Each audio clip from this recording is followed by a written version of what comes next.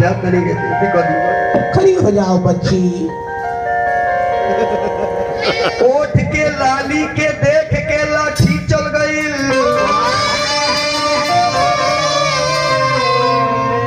नैन के काली से दिल के कली खिल गई।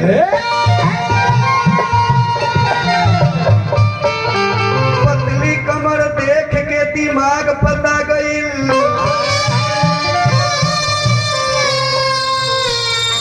चढ़ती जवानी के धार से कितना लोग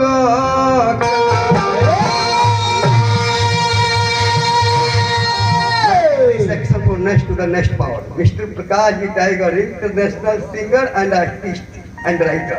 या हमारा तो सीनियर राइटर है और माई की कृपा हुई तो देखिए आजकल मंदिर में पूजा हो जाता ना तो पूजा नहीं के करत लोग, सेल्फी लेता लोग बाले बा। लेकिन हमनियों के गीत बा निकाले लगा ये सब, लेकिन निकले दिखे तो हमने के का बाबू लोग बहुत कहता कि गिरा पे माई के गुड़ के नीचे दीवार लगी है फोटो तू खींच, अब पूजा कराई मंदिर पीछे दीवार लगी है फोटो तू खींच। कहली एक दिन का अरे चोरली जवानी के उठानिए राजा जी